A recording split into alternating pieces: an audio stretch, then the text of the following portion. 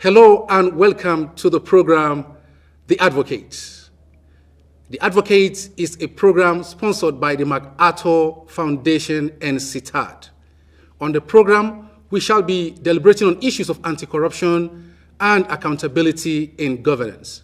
My name is Jack Vincent Fidelis, and I'm your host. With me to deliberate on these issues, I have Honorable Kachalla Grema Kyari. He is the State Coordinator, APC Aspirant Forum. Sir, you are most welcome. Thank you very much. Good evening, viewers. Also, to deliberate on these issues, we have people who will be in the audience. They will listen to our deliberations and make contributions in due course. I want to say you are welcome, members of the audience. We appreciate your presence here. Thank you. Thank you very much. So, sir, why are you running for a political office? I want to be direct now. Yeah, actually, democracy has come to stay in the country. Since 1999 to date, it's almost 20 years ago now. And by virtue of the fact that democracy has come to stay, persons like me and others, they want to contribute significantly to the development of democracy, entrenchment of democracy in their own constituency, in their own state, as well as the country.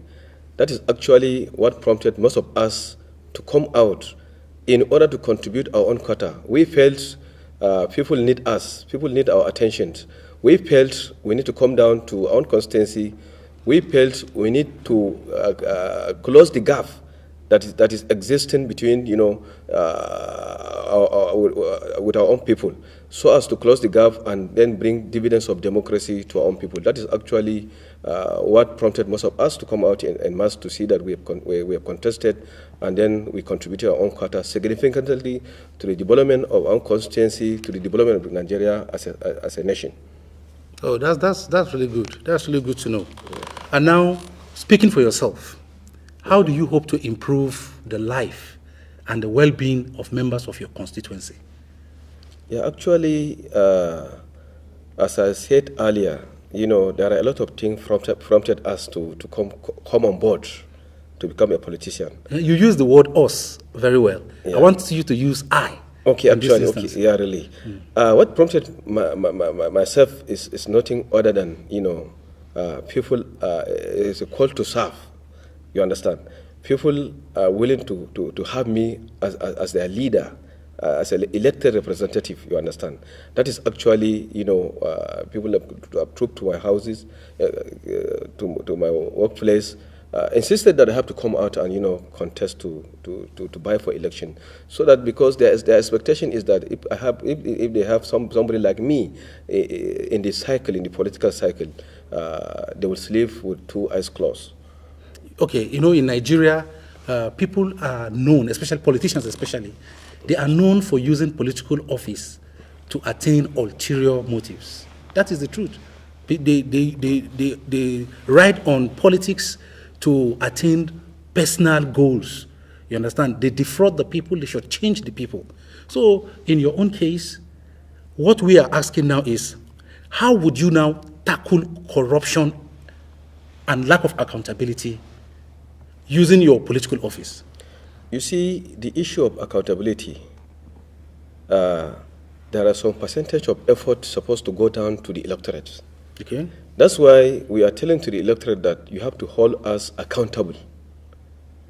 The gap is some of our electorates, they're supposed to, open their eyes and see beyond. And what is happening here, particularly in Borno State, is that we've been telling them that they should hold us accountable. Immediately, when a person being elected to an elective positions, you need not to, fold your arms and sit down until when he comes down to you during another 4 years for him to seek another elective position. No, you have to talk to him. When there's a problem, talk to him, call his order, call him to order, tell him this is what is happening, and then he must listen to you. And mind you, the provision is very clear in the Constitution of Nigeria that when somebody is not performing as an elected representative, you have every right to call him back. And mind you, most of our people are aware of that. And as time goes on, if elected representatives, they are not living up to expectations, things like that will happen, because most of our electors, they know total number of votes casted to their elected representatives. At the end of the day, when the person the elected representative is not performing, they will call him back so that they can send somebody to go and represent them in a better way. This is where the EFCC to file a case in court. This is one factor that it is ambivalence. Of course, yes, don't collect those things. But then the votes of the electors don't count. Then there is virtually nothing the electors count. Well, viewer, you are onto the program, The Advocates. And on The Advocates today, I have Honorable Kachalla Grema Kyari, who is the State Coordinator, APC Aspirant Forum. With him, we shall be deliberating on issues concerning corruption, issues concerning anti-corruption and accountability in governance. It's on this note that I want to go over to members of the audience to see if they have a contribution to make right now. Anyway, okay, you tell us your name and then you make your contribution. Well, thank you. I am Ibrahim Abacha Omar, Head of Operations, Follow the Money, Connected Development in Borno State. So my question is... I want you to tell us that again. It's quite interesting. I am Head of Operations, Connected Development, Follow the Money, Borno State. We are basically working towards improving transparency, accountability in government and international aid spending, and it is interesting that we make the participants panel in this program. And then my comment is that how do you intend to carry along citizens in actualizing the campaign promises during the electioneering process?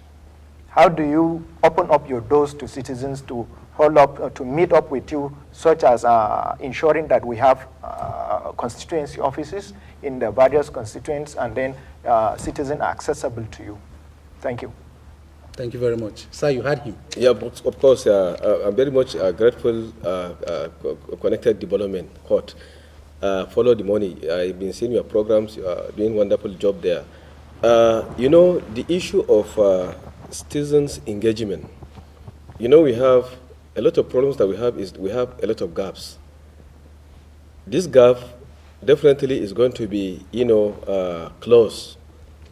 In a situation whereby if there are constituency offices, we have a desk officer who is well educated, computer literate, any information, we're in 21st century, any information that happens in that constituency can be, channeled within just some seconds. And then all the telephone lines, your aid and what have you, will be accessible. In any information that happens, it will be channeled down so that they will be accessible to us. That is actually what is happening. The gaps we're going to close the gap so that people will definitely, have the dividends of democracy. If whatever problems they will have, we will attend to them definitely. You see, during electioneering campaign, the politicians follow electorate everywhere. Yes. They follow them to the villages, they follow them to the hamlets, they follow them virtually everywhere, campaigning and soliciting for their vote and support. Yes. But upon gaining that very elective office that they seek, they become very, very scarce or very difficult to access to these same people. So as a politician of note, what promise are you making to your members of your constituency that yours will be an open door policy where you will be accessible, where you will meet their needs and so on? We would like for you to have that commitment here. Yeah, actually, our party, APC, All Progressive Congress, is there in the manifesto that, we have open door policy, flow of information, everything is there.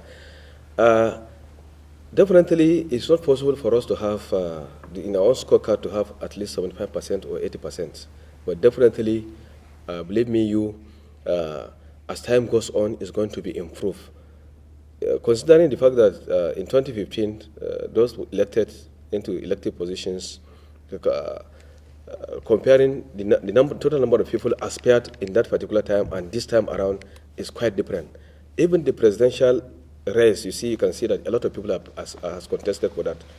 That is to tell you that the country has come of age. Democracy has already, has entrenched in the country. Definitely, the issue of gaps between, the citizens and the elected representative must be closed as time goes on. But it's not something within a twinkle of an eye or within 2 to 3 years it can be trashed. But definitely, I know as time goes on, 2019 beyond, a lot of improvements in terms of citizen engagement is going to be seen. A lot of promises that were made is going to be fulfilled. Even though, as you have said earlier, a lot of us, we used to make promises. At the end of the day, they will not see us. Things have changed.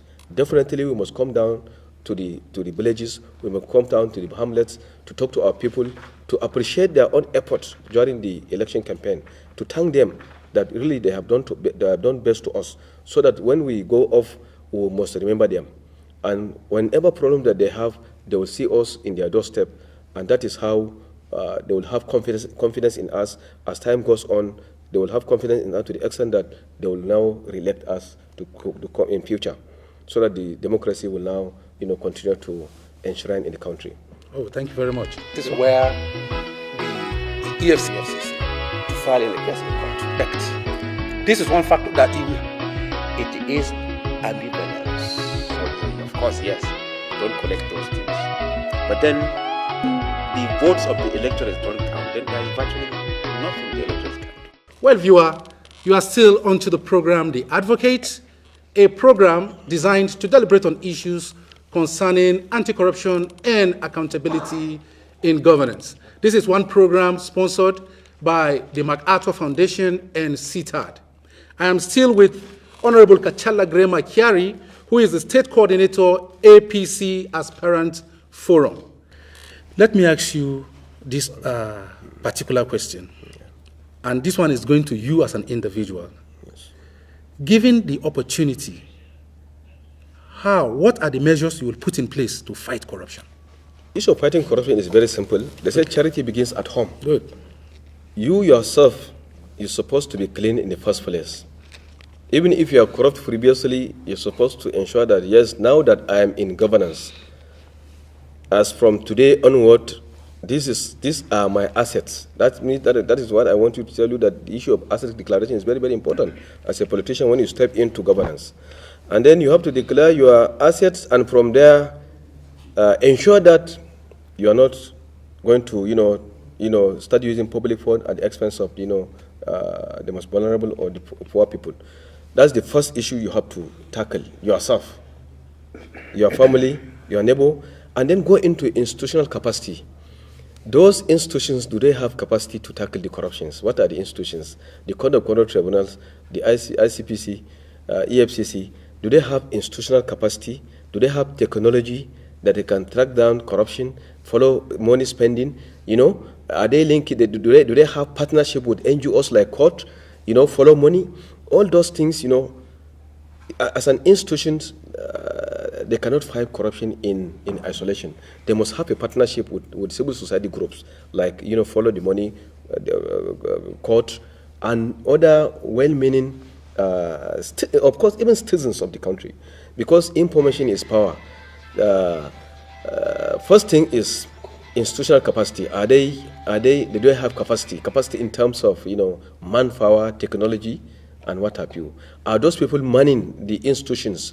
Are they clean? Are they not corrupt themselves? If they are corrupt themselves, if you are corrupt, how can you fight corruption? It's not possible. And that's why we are saying that first thing is yourself. Charity begins at home. Then the other one is the institutional capacity. Those Code of Conduct Tribunal, the judiciary, the EFCC, ICPC, are they up to the task?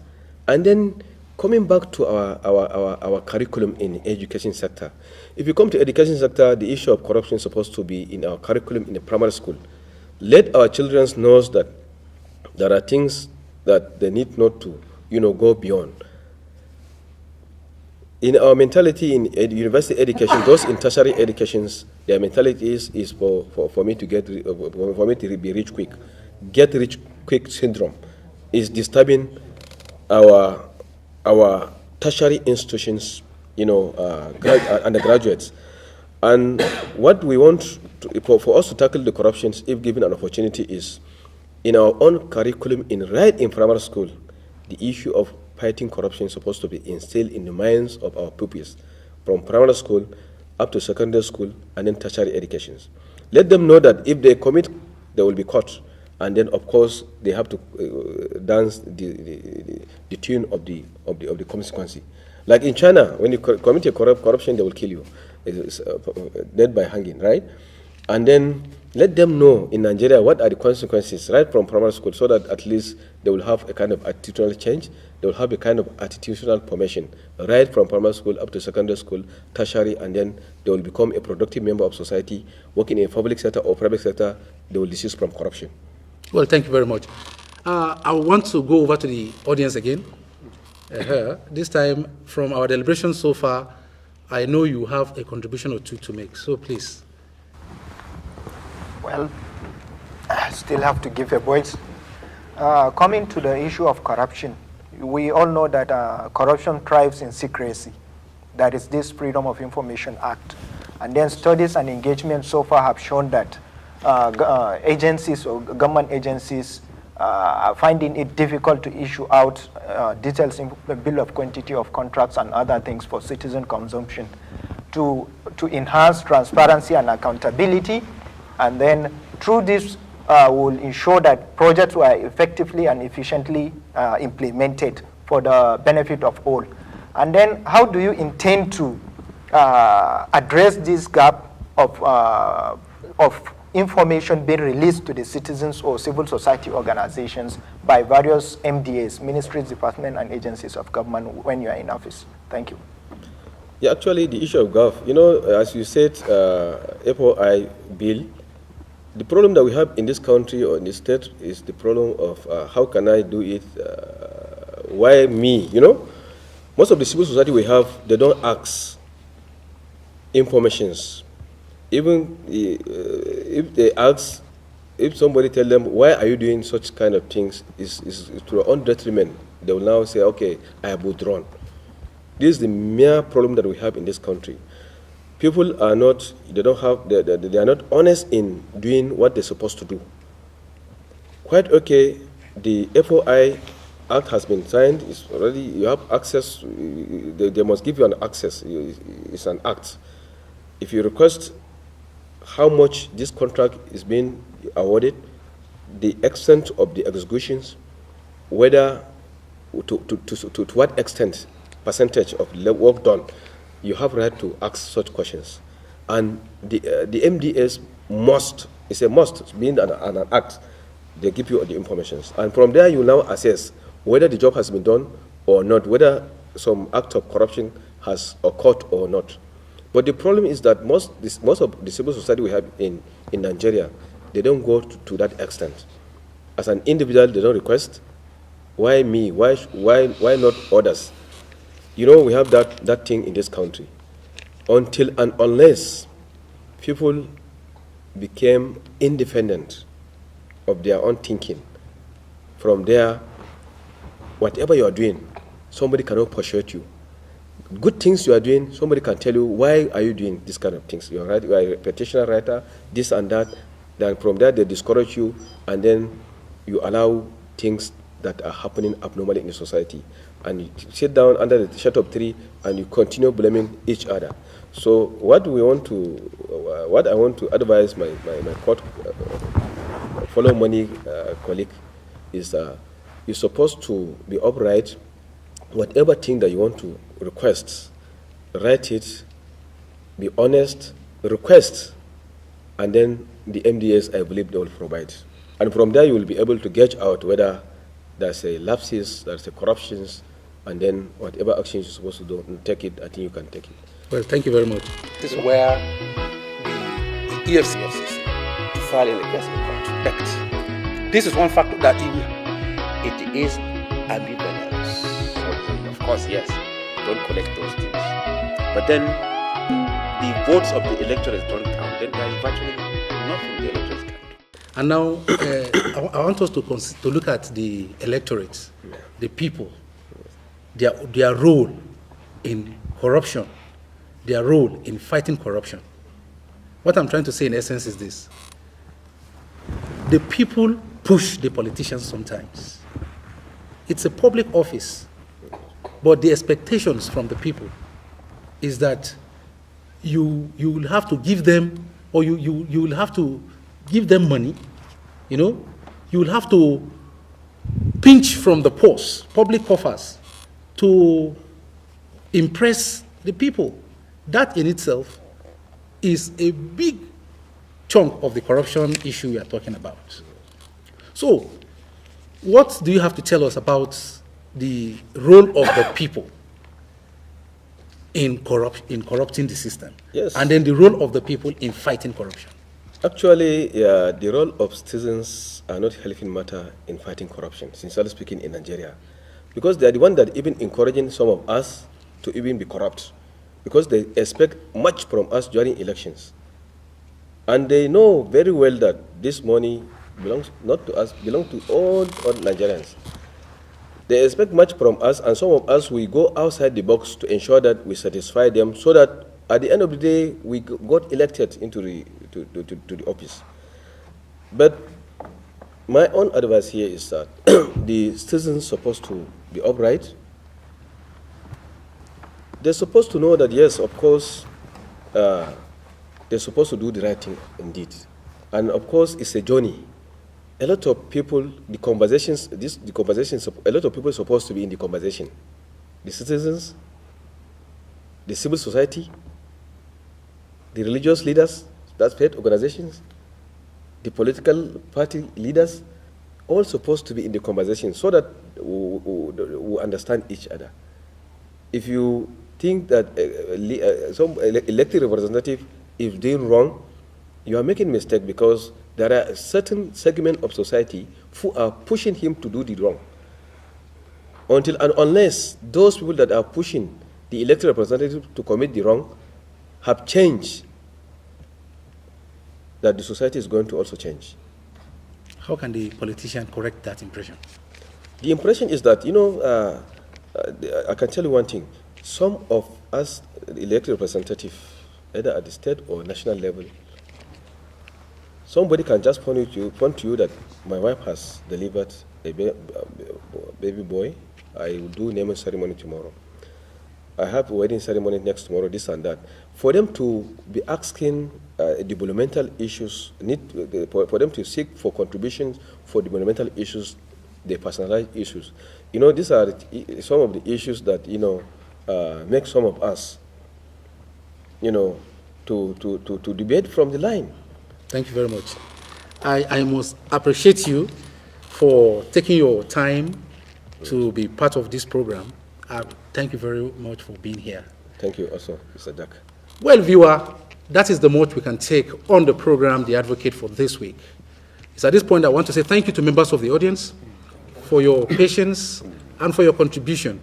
We appreciate you, and we hope next time we will see you here again.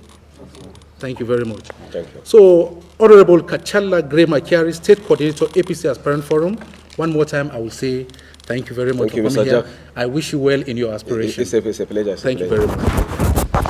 If you've had a nice time watching the program, The Advocate, this week, then keep it there with us, same time, same station, next week for another wonderful episode.